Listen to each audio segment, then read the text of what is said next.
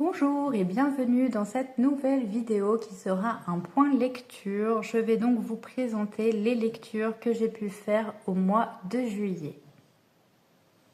J'ai farfouillé, donc c'est en fin juin et juillet que j'ai lu Sweet Earth puisque je cherchais de la romance, j'étais voir dans ma pile à lire et donc j'ai sorti ce one shot, donc c'est de K. Bromberg, c'est publié aux éditions Hugo Roman. Je me souviens encore que je l'avais trouvé à Nose.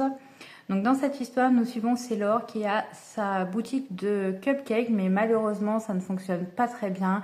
Et son frère et elle pensent que c'est dû à cause de son ex et de sa famille qui est très influente dans le coin et qui empêcherait certainement les gens de venir dans sa boutique. Elle a besoin d'argent pour changer de four, mais ne faisant pas de bénéfices, elle galère un petit peu. Et elle a été invitée justement au mariage de son ex-fiancé. Ça fait beaucoup pour elle à encaisser parce qu'il a choisi il a gardé les mêmes cartons d'invitation, le même lieu où elle-même aurait dû se marier avec lui. Bref, elle est un petit peu en colère après tout ça. Et c'est là qu'intervient Ace, qui est un acteur célèbre. Ça fait 10 ans qu'elle ne l'a pas vu. C'était son premier amour, donc on est sous le signe des retrouvailles. Donc c'est accompagné de son premier amour qu'elle va se rendre sur l'île où a lieu le mariage. Et ça va être le moment pour ces deux-là de reprendre contact et de dialoguer par rapport à ce qui s'est passé, puisque 10 ans sans nouvelles, ça fait beaucoup, surtout qu'elle a très mal vécu. Elle a eu un gros chagrin d'amour, Sailor, parce que c'était tout pour elle, Ice. C'était aussi le meilleur ami de son frère, donc elle le connaissait depuis très longtemps, donc ça fait un gros vide dans sa vie. Donc on est dans une histoire qui est vraiment très jolie, une belle petite histoire d'amour. C'est une évidence entre les protagonistes, donc il n'y a pas d'obstacle, pas d'enjeu particulier, j'ai trouvé en termes de cette histoire. Après, le cadre était dépaysant, les personnages très attachants. Sailor, elle est solaire, elle est gentille, elle est courageuse, elle veut vraiment en fait s'en sortir par elle-même, elle veut que sa boutique prospère. Donc vraiment des personnages au top. Vous avez le personnage masculin, acteur, beau gosse, évidemment, qui ne gâche pas tout ça. Donc une bonne romance. J'ai juste trouvé un petit peu bateau le fait que les retrouvailles se font parce qu'ils vont au mariage de l'ex de Sailor. Bon, je me dis, mais pourquoi on irait à un mariage de son ex, sachant qu'on n'est plus du tout en bon terme avec lui, même si c'est pour parader un petit peu, de se dire, bon, finalement, je ne suis pas brisée.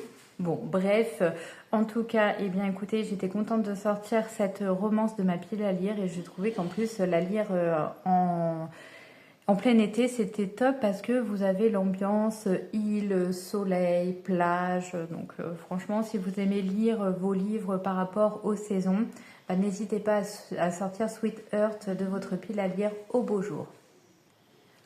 J'ai lu également Sœur Sister de Michel Dalton aux éditions Albin Michel. Donc celui-ci, il était prévu au mois de juillet pour le Synesthesia Book Challenge auquel je participe, puisque la couleur donnée était le jaune. Donc on peut voir quand même qu'il y a un beau coucher de soleil sur la couverture. Le jaune, ça fait penser au soleil, le soleil à la chaleur, à l'été. Donc j'étais pile poil dans ce qu'il fallait. Donc dans cette histoire, nous suivons une héroïne qui adore le surf et qui travaille dans une boutique. Elle a ses meilleurs amis, son petit cocon. Tout va vraiment très bien dans sa vie. Cela va encore mieux pour elle lorsqu'elle rencontre Ben. C'est un garçon donc, qui vient juste passer l'été là où elle vit parce qu'il va être hébergé chez son oncle. Et donc tout de suite, elle va être attirée par lui. Donc là, on assiste à un premier amour, un amour de vacances, du soleil, la plage, le surf, une bonne ambiance. J'ai beaucoup aimé cette lecture. Également parfaite pour l'été, on ne peut pas trouver mieux. Si vous aimez tout ce qui est histoire young adulte, premier amour, écoutez, j'ai trouvé que c'était très chou. En plus, le personnage principal, Izzy, elle est vraiment chouette. J'ai trouvé que ses réactions collaient vraiment à une adolescente qui découvre l'amour en fait, qui est un peu maladroite aussi, qui parfois peut avoir un manque de confiance en elle, une crise de jalousie. Donc tout ça pour moi c'était vraiment très juste dans le traitement en fait du personnage d'Izzy. Ben est un garçon vraiment tout adorable, il formait un trop beau couple et le surf a quand même une place assez importante dans cette histoire. C'est très très bien dosé, il va y avoir une compétition, euh, une belle solidarité qui va se mettre en place entre plusieurs personnages.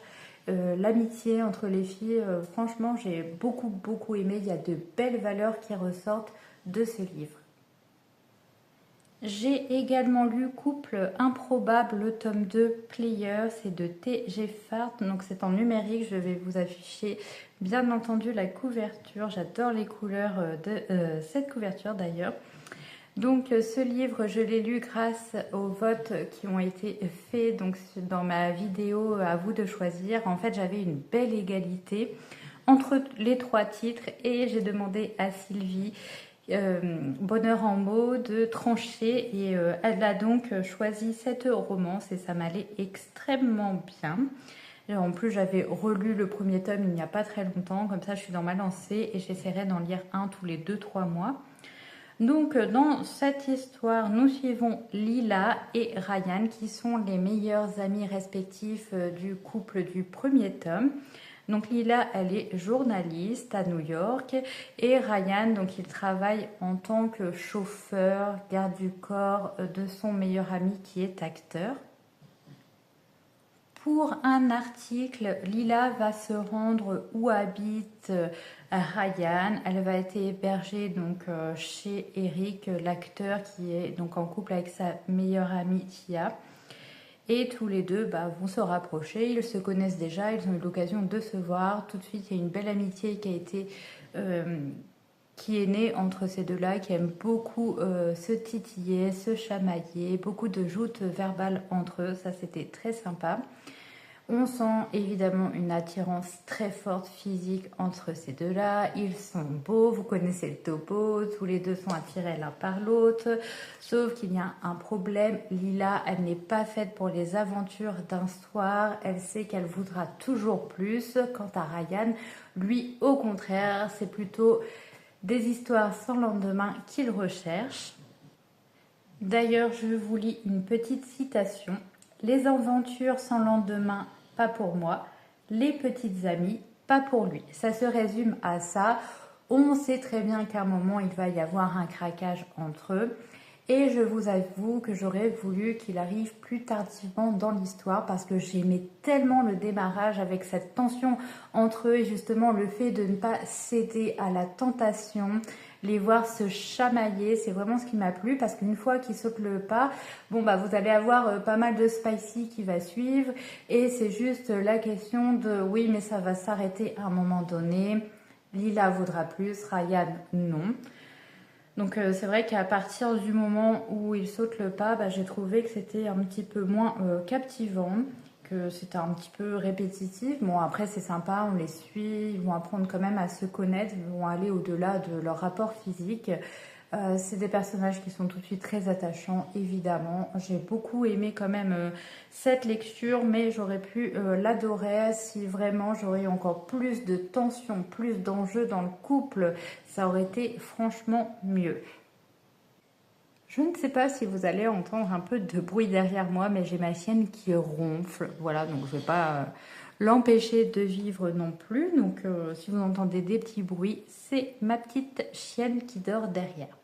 Donc j'ai lu également 2 mangas au mois de juillet. Il y a tout d'abord Les Caprices de la Lune avec le 8e tome de Ramon Kiyushi aux éditions Soleil Manga.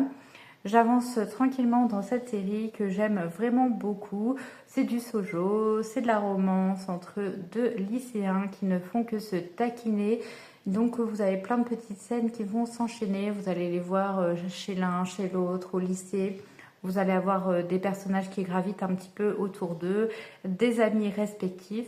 Et donc ces taquineries entre eux cachent tout simplement des sentiments qui n'arrivent pas à s'avouer à l'un et à l'autre. Donc c'est vrai qu'on avance les tomes 1, 2, 3, 4, 5, 6, 7. Bon, je me dis, c'est bien mignon tout ça, mais moi j'ai envie que ça y est, les sentiments soient enfin révélés. Donc ça avance toujours aussi doucement, j'aime vraiment beaucoup, c'est adorable, les dessins sont chouettes et j'aime bien en fait les réactions des personnages à chaque fois. et voilà, on avance et ça me fait trop plaisir. Et donc j'ai lu C'est de l'amour, crois-moi, c'est aux éditions Canas, c'est de Fujimomo, c'est le 6e tome, donc c'est mon seul achat du mois de juillet. Donc j'ai lu évidemment puisque j'adore cette série, donc dès que j'achète un tome j'essaie de le lire aussitôt, comme ça je suis à jour dans cette série, plus qu'à patienter jusqu'au tome 7. C'est également du shoujo, des lycéens, donc là c'est différent par rapport à l'autre série qui a beaucoup plus d'humour. Celle-ci, on a avec une héroïne qui est assez timide, qui découvre l'amour pour la première fois, qui est solitaire, et grâce à Zane, elle s'ouvre un peu, et ça j'ai beaucoup aimé. On voit l'évolution du personnage, elle s'ouvre petit à petit, elle prend confiance en elle, et ça lui permet en fait de parler et de dire ce qu'elle ressent plus facilement. Donc ça avance bien également. Je ne sais pas combien comptera cette série, en tout cas j'aime trop déjà les couvertures, elles sont magnifiques. Et c'est vraiment une chouette petite série avec également des dessins qui me plaisent beaucoup.